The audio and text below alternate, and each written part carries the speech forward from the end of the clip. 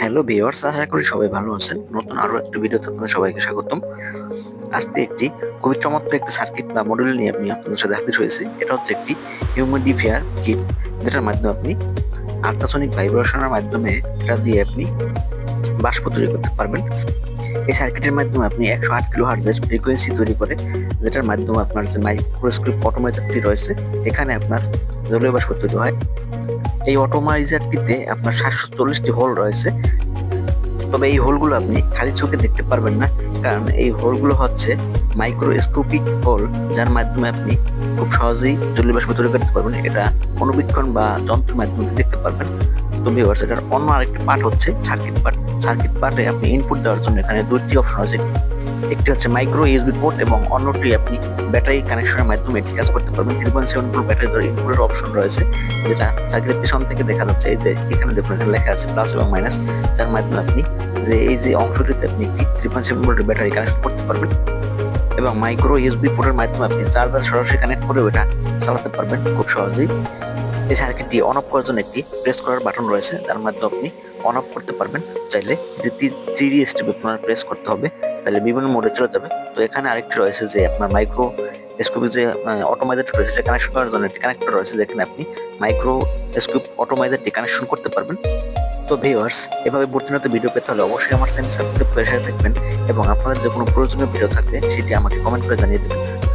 তো এখন আমি ছোটখাটো ভাবে আমি এটা কানেক্ট করে দেখাবো যে কিভাবে এটা স্প্রেটা তৈরি করে বা স্প্রেটা কিভাবে বের হয়। তো প্রথমে আমি যে সার্কিট পোর্টে রয়েছে, সেখানে আমি একটি মাইক্রো ইউএসবি পোর্টে চার্জার কানেক্ট করবো এবং চার্জার কানেক্ট করার পর দেখুন যে এখানে যদি এবং যে অটোমাইজারটি রয়েছে সেটিও এই সার্কিটে কানেক্ট করে নেব। এই যে দেখুন, আমি কানেক্ট করে নিলাম।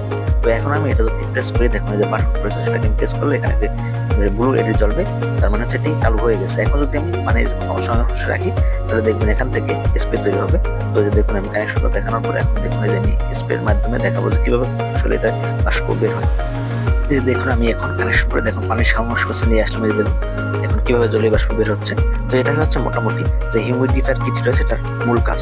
তো এই আপনার হিউমিডিফায়ার কিটের মাধ্যমে আপনি চাইলে বিভিন্ন রকমের গ্যাজেট বা বিভিন্ন রকমের আপনি আইটেম তৈরি করতে পারবেন সৌন্দর্যের জন্য, অথবা আপনার একটা গরমের সময় যদি আপনি গরমের আরোগ্য কমাতে চান, সেক্ষেত্রে আপনি তৈরি করতে পারবেন কোনো একটা কিছু।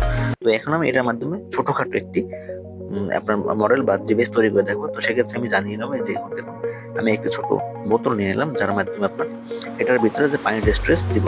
তো সেই বোতলের উপরে আমি কিন্তু যে অটোমাইজারটি রয়েছে সেটা ছিদ্র করার মাধ্যমে বসিয়ে নিয়েছি আগে থেকে, এবং এই যে দেখুন ছিদ্র করে নিয়েছি। তো এবং যে এর সাথে একটি যে আপনার সোলার মতো একটি অংশ থাকে, যেটার মাধ্যমে মূলত আসলে পানিটা আপনার যে সংগ্রহ করে যে অটোমাইজারটি।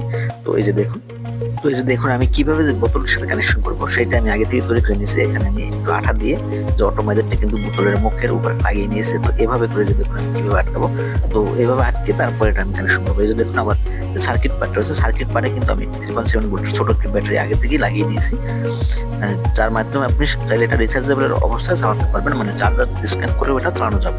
তো এখানে আমি কিন্তু একটি ছোটখাটো ব্যাটারি কানেকশন করে নিয়েছি, এবং এছাড়া আবার ব্যাটারি থেকে কিন্তু আমি আলাদা একটি কানেকশন নিয়েছি, যেটার মাধ্যমে মূলত আসলে এই যে হিউমিডিফায়ার যে কিটটি তৈরি করবো, সেখানে আমি একটি যে আপনার একটা মানে ডিজিটাল এলইডি লাইট জ্বালাবো, যাতে আপনার বিভিন্ন রকমের কালার দেখাবে, এটা দেখতে আরো সুন্দর হবে। তো আমি এখন যে কাজটা করব সেটা হচ্ছে যে এই যে আপনার সার্কিট বোর্ডের সকল কানেকশনটা আমি এই যে বড়লের উপরে সুন্দর মতো আঠা দিয়ে লাগাবো। তারপরে আমি সকল কানেকশনটা দিয়ে দেবো, যেটা দেখতে খুব সুন্দর হবে। তো দেখুন, আমি প্রথমে এটা এখন আমি আঠা দিয়ে লাগাবো। তো ভিউয়ার্স, আপনারা যদি এই ধরনের কোনো ডিভাইস তৈরি করতে চান, সেক্ষেত্রে আপনাদের মডেল অনুযায়ী বা প্রয়োজন অনুযায়ী কিন্তু আপনি বক্স সেটআপ করে নিতে পারবেন। তো আমি আমার প্রয়োজন অনুযায়ী বা সিস্টেম অনুযায়ী একটি বক্স সেটআপ করে নিলাম। তো আপনারা এটা বিভিন্ন রকম করতে পারবেন। তো দেখুন, আমি এখানে যে সার্কিট পার্টটা রয়েছে এবং ব্যাটারি সহ এই সার্কিট অংশটি আমি সঠিক মতো এই বোতলটির সাথে একেবারে গুলো আঠা দিয়ে লাগিয়ে নিলাম, যাতে পরে সহজেই ছুটে না যায়। তো আপনারা চাইলে এভাবে কানেকশন করে নিতে পারবেন। তো তারপরে আমি যেটা করবো, এই যে কানেকশনগুলো দেওয়ার শেষে আমি যে একটি সুইচ রয়েছে, তো একটা সুইচ নিয়েছি। সুইচটি আমি কিন্তু যে একটা আলাদা এলইডি জ্বালাবো, সেই এলইডির জন্য আমি লাগিয়ে নেব। তো প্রথমে আমি এটা এই যে বটলের সাথে সেট আপ করে নেব। তো এটাতেও আমি একটু গুলো আঠা দিয়ে এখানে সেট আপ করে নেবো সুন্দর মতো। আপনারা এভাবে করে নেবেন যাতে আপনার প্রয়োজন অনুযায়ী করতে পারেন। তো আমি যদি করে নিয়েছি, তো এরপরে আমি যেটা করবো, এখন আমি যে এই যে সুইচ লাগিয়েছি, সুইচের সাথে কানেকশন দিব, যে এলইডি লাগাবো সেই এলইডির জন্য আমি কানেকশন দিয়ে নেবো। তো যে দেখুন যে সুইচটি রয়েছে, সেটির একটি মাথায় মানে এক প্রান্তে আমি যে পজিটিভ ব্যাটারি পজিটিভ কানেকশন আছে সেই কানেকশনটা আমি কানেকশন করব এবং অপর প্রান্তের যে পজিটিভ অংশটি রয়েছে সেটাও আমি কানেকশন করে সরাসরি এলইডির সাথে কানেকশন দিব, যাতে আমরা এইটা আমি সরাসরি সুইচের মাধ্যমে এলইডিটা বন্ধ এবং অন করতে পারি। তো আমি সুইচের কানেকশন দেওয়ার পর যে সুইচ এবং মেইন বোর্ড থেকে যে কানেকশনটা তাদের দুটি, ওইটা আমি যে এলইডিটা নিব, যে একটি কালার এলইডি, ওটাতে আমি কানেকশন করে দেবো খুব সহজেই। তো ভিউয়ার্স, নিয়মিত এভাবে ভিডিও পেতে হলে অবশ্যই আমার চ্যানেলটি সাবস্ক্রাইব করে আমার সাথে থাকবেন এবং পরবর্তী ভিডিও পাওয়ার জন্য অবশ্যই আমন্ত্রণ রইল আপনাদের। তো আমি এখন যে সার্কিটটিতে যে এলইডি লাগাবো, এটা কানেকশন দেওয়ার পর যে আপনার যে বোতলটি নিয়েছি এটার যে অটোমাইজারটা যেখানে লাগিয়েছে, তো এটা আমি এই যে এলইডিটা আমি অটোমাইজারের উপরের অংশে একটু সিস্টেম করে বসিয়ে নেব, যাতে যে অটোমাইজারটি যখন অন হবে তখন তো যে স্প্রেটা বের হবে তার সাথে সাথে যেন এই এলইডিটা জ্বলে ওঠে এবং দেখতে খুব আকর্ষণীয় হয়।